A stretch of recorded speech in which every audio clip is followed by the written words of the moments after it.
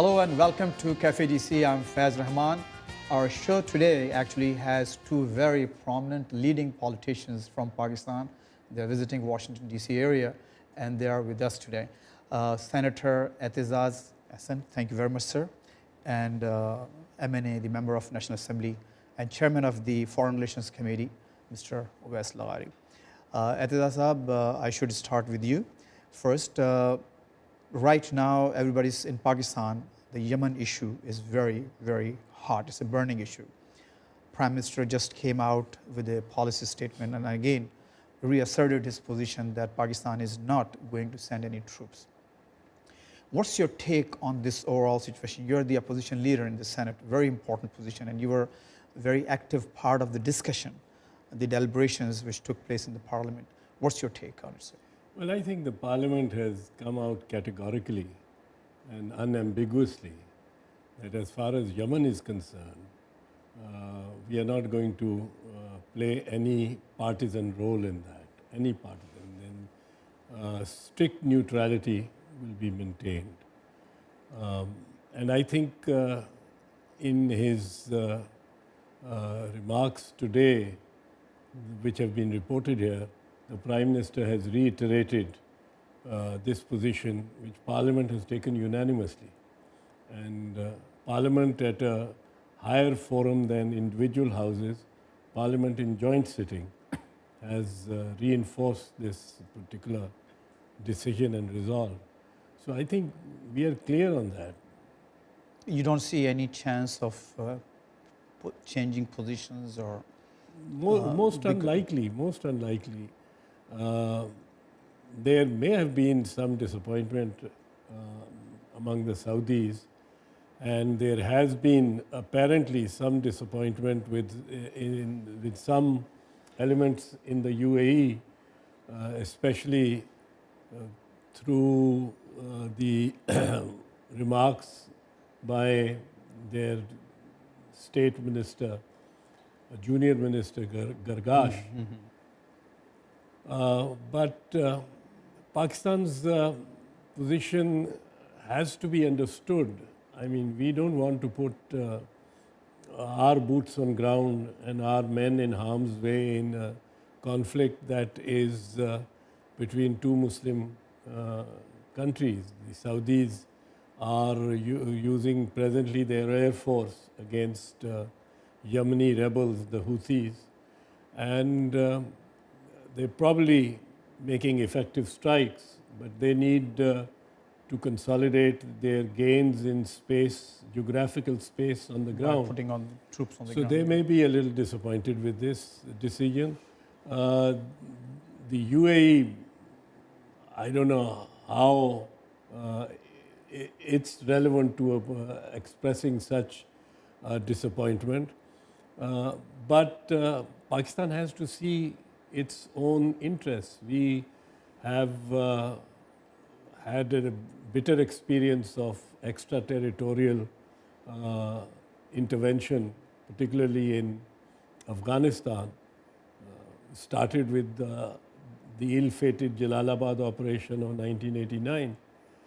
And Pakistani nation is loath to intervene or to reach out extraterritorially with its military and its men. This is a very simple explanation of Pakistan's position, but the dynamics are much more complex. I'll go to Chairman Laghari about the reaction that you have seen in the press, both from the UAE, even though from a junior minister, but still from the government quarters, and also from some Saudi quarters. Did we anticipate that kind of reaction after making this, a very open decision? Well, the reaction has not come from anybody senior enough from within UAE or Saudi Arabia to spark off any concern for Pakistan, number one. They've also, the Saudi religious minister, Minister for Religious Affairs who's visiting Islamabad, has also reiterated the fact that Pakistan and Saudi Arabia enjoy a relationship which goes beyond just one particular Exactly. issue.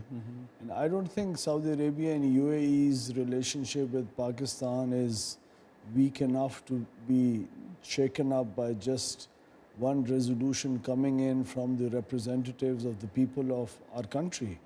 But there that's has- not just a resolution, by the way. It's a decision, basically, now backed by the Prime Minister, that yes, we are not going to, we won't abandon the I think the policy of the executive in Pakistan has been backed by the parliament, both by the upper house and the lower house, and with complete unanimity. So that brings in a lot of strength to our decision. And our decision is based not just on what Pakistan's interests are, but I think every conflict ultimately has to end with a dialogue. And Pakistan has gone through the process in which we've learnt that. And this is precisely what we are wanting to explain to our Arab very close friends and brothers, that we need to be thinking in terms of resolution of this issue through a dialogue instead of an armed conflict. And Yemen is a pretty complicated place to put boots on ground and try to back up the airstrikes by boots on ground. And airstrikes do not resolve such issues. They haven't resolved such issues ever in the past in any region recently. Mr. Chairman, you mentioned about this special relationship between the the Saudis and the Pakistanis. And of course, as I said before, there are much more to just this resolution. As a segue to this discussion, what do you think is going to be impact on the hundreds of thousands of Pakistanis living in the Middle East if this situation remains the same, as if nothing is going to happen from Pakistani side? Well, these Pakistanis were working out there in the Middle East. They've been a part of the construction of those two countries and the major infrastructure. There's a long history to what Pakistanis have played as a role in both these countries. They've contributed to their economy and to the nation building, at least the infrastructure part of it. I don't think this will conclude in any kind of an action against those Pakistanis, which could translate into them not being welcome in those countries. The relationship, I think, is much deeper and goes beyond those countries taking any steps of the sort, and it isn't quite a matter of concern at the moment. Usab, you represent the ruling party in the National Assembly. When you were discussing this issue, did you ever discuss if it were going to happen, who is going to do the command, who is going to basically command the troops if it happens? Was it ever part of discussion? Yes, if we are, what I'm trying to say, because of the complexity of this issue, was this a factor in making this decision in the negative? Right from day one, ever since the Saudi authorities contacted our Prime Minister, right from day one, the stance of the government has been completely clear. They've said, yes, as far as Saudi Arabia's territorial integrity is concerned, we will all out support Saudi Arabia itself. But right from day one, they've been reiterating this again and again, that Pakistan will not become a part of an armed conflict inside Yemen. So I don't have absolute credible information, but from the looks of it, I don't think this would have come under discussion at all as to who is going to be commanding our troops in case they're sent to Yemen. That hasn't been under discussion, in my opinion.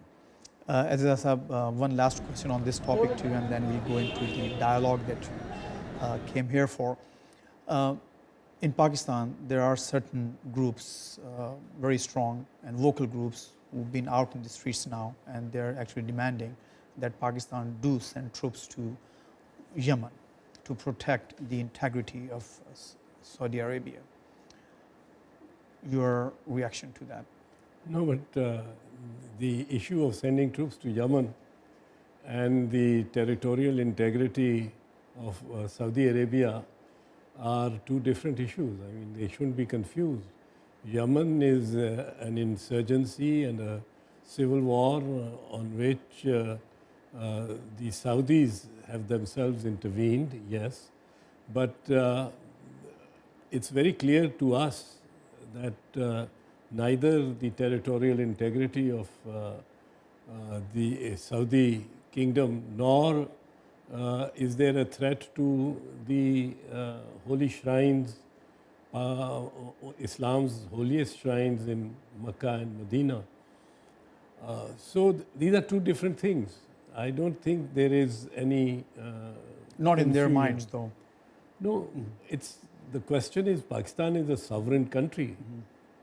Pakistan is an independent and sovereign country. Pakistan has great feelings of great warmth towards the Saudis, as with other brotherly countries in the region, the Muslim countries in the region.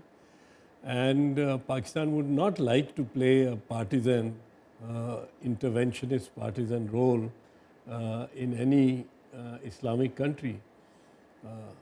But for historical reasons and for emotional reasons, the passions are aroused if the holy shrines in Makkah Muazzama or Medina Munawwara are put under threat of any kind.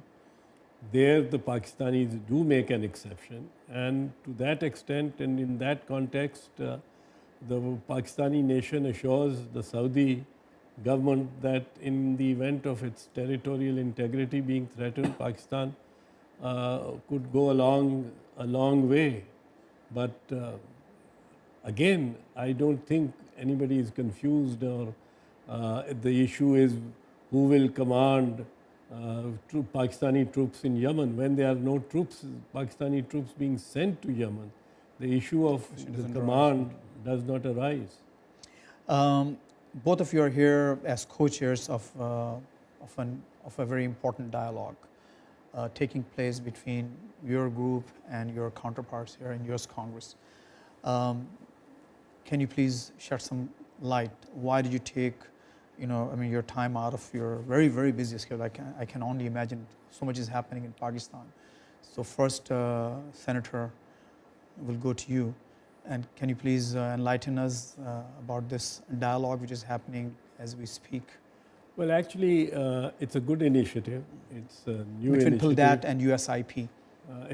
Yes, and it's a good initiative because there has been an interface of the executive with the executive, government to government. There has been a lot of interface between US and Pakistan on the military to military and the defense establishment to defense establishment level. There has been very little interaction between the legislators, the parliaments and their members of both countries. And especially in the United States, their Congress, the House and the Senate play a very major, very decisive role. We are in Pakistan beginning to learn the importance and the sovereignty of Parliament and Parliament's decision making. But they have a very long tradition of the executive and the military bending to the will of the Congress. So I think personally it's a very important initiative, and these meetings had been fixed and arranged for a long time. There was a lot of preparation that went into it. That despite the fact that there are important things happening in Pakistan, I thought I was committed to come and had to participate in an initiative that is a first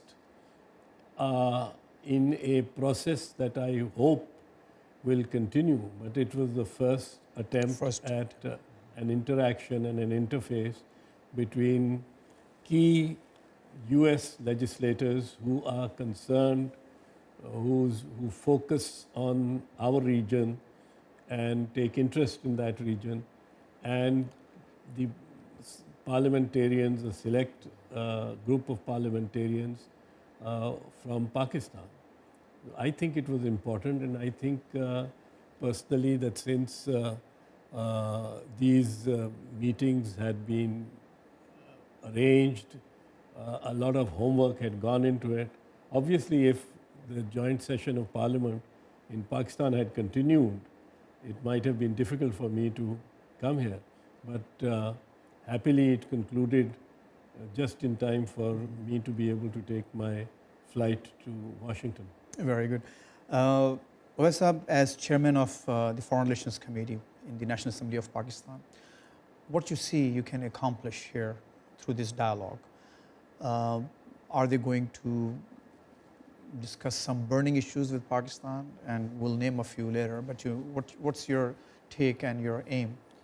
Well, what we think we are hoping to extract out of this interaction would be one, continuity in the process of legislators actually interacting with each other in the future, and also we are planning to invite the chairman of the Foreign Relations Committee of the Congress over for them to come and have a look at what Pakistan is like and to come and see on ground how Pakistan has evolved into a much better and a more mature democracy than what it was a few years ago.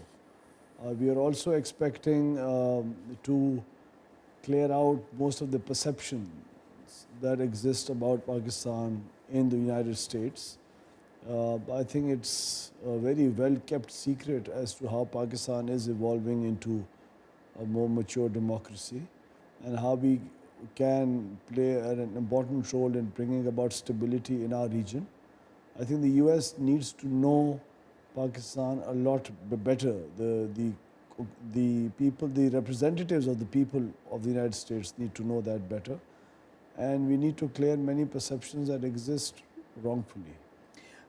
These visits basically been taking place for quite some time. I mean, members of Congress go to Pakistan, and members of Pakistan Senate and the National Assembly, they also come here and meet on different platforms through different means on different occasions. What is it that we are trying to accomplish this? Do you draw any parallel between the, which you just mentioned in your answer, one of your answers actually, the strategic dialogue between the administrations, the executive branches, and now you're having, even though it doesn't have any official binding or any official position, so to speak, but do you see any parallel, the kinds of issues that you'll be discussing would also touch upon the issues that have been discussed on a different level between the executive branches of the two countries?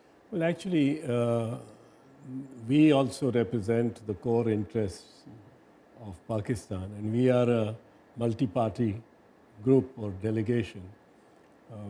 The Muslim League Nawaz, the Pakistan People's Party, the PTI, the Baloch National Party, the Jamiat-e-Ulama-e-Islam, the independent Fatah parliamentarians. It's a rainbow. It's spectrum. quite a representative group. Yes. So, and it's not as if the executive has different interests of Pakistan or exclusive to its own interpretation of Pakistani interests, and the military has its own interests, and the parliamentarians are a third force. No, it's basically we are here to represent Pakistan's core interests and to make an important country and an important nation realize about our concerns regarding security, our concerns regarding economic development, our concerns regarding tensions in the region, and to address what might be their concerns about Pakistan and Pakistan's situation. What you anticipating? What they're going to raise? Any anticipation from your part that the issues that they will be raising with you? Well, they will be raising a number of issues we expect, but we will rather... To name a few. Well, we'd rather take the issues as they come rather than be debating them in public at the moment. But Any public suggestion for them to raise something with you? no, we are prepared for them to raise any issue. And we think Pakistan has a good case as an important member of the Committee of Democracies in the world.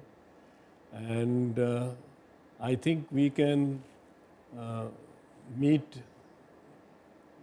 any and confront any concern that the American legislators or congressmen might have. One issue that some members in U.S. Congress been raising with the visiting delegation was Dr. Afridi. And I'm sure probably since it's of the record session, you will probably hear about that. What's your position? I mean, Dr. Afridi is a Pakistani national, and he's being dealt with according to law, according to the law of the land over there. I think Dr. Afridi has also impacted one of the most important campaigns running in our country, that's the polio campaign, very negatively.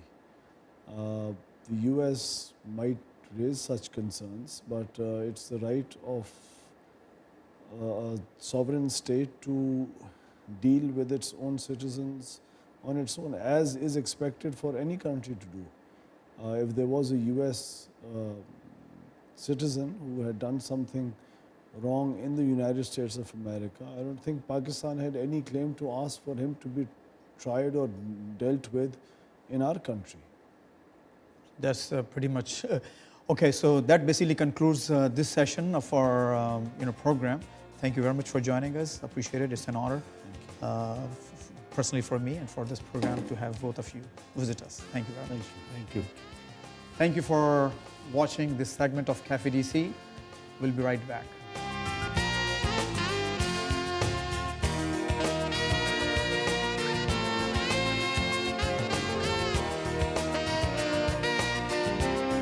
Because of the importance of legislative branch in the United States and emerging importance of legislature in Pakistan, we thought there is a need for the legislative branches to interact with each other in a structured dialogue.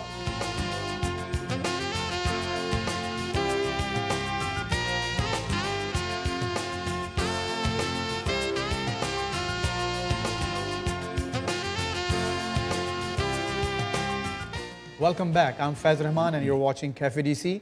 And our next guest on this program is Mr. Ahmed Bilal Mehboob, the Executive Director, actually the founder of PILDAT, which is the prime organizer of this dialogue between the United States and Pakistani parliamentarians. Bilal Saab, thank you very much for joining us here. Since we're a little short on time, I'll just get into the question right now. Why did you think of this idea, of this dialogue? This dialogue is facilitated by two US organizations, Convergence and Consensus Building Organization, together with PILDAT.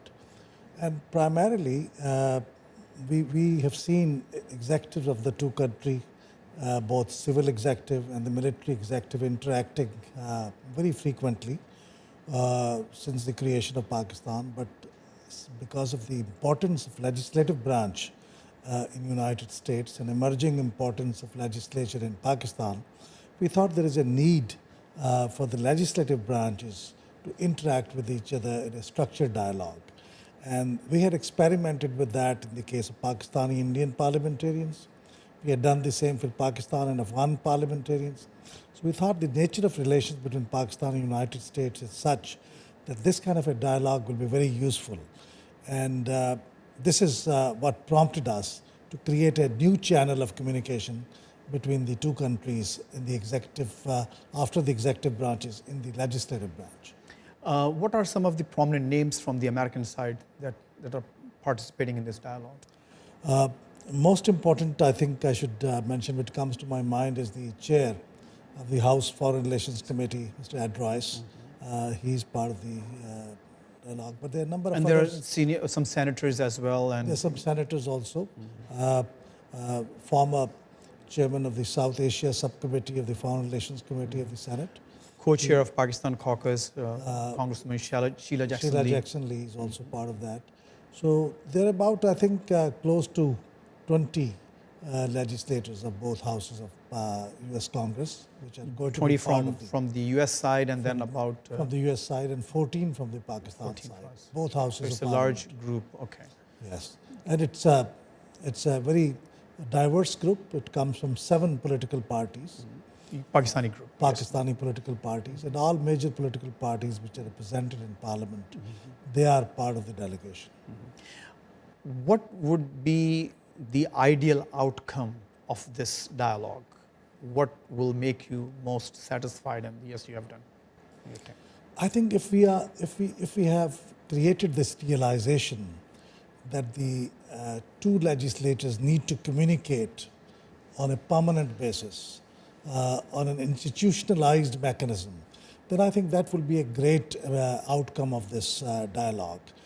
Because if there is a need is felt and it's institutionalized and frequently, at least once a year, they are meeting either in Islamabad or in Washington, D.C., then I think that in itself will be an achievement because they will, engaging with each other will probably clear a lot of things, and some of the misunderstandings which might have been there, they will automatically get addressed. Very good. Bilal Sahab, we are out of time. Thank you very much for joining us once again. Thank you. Appreciate your time and efforts. You're most welcome. And thank you very much for watching Cafe DC. This is Faiz Rahman. See you next week.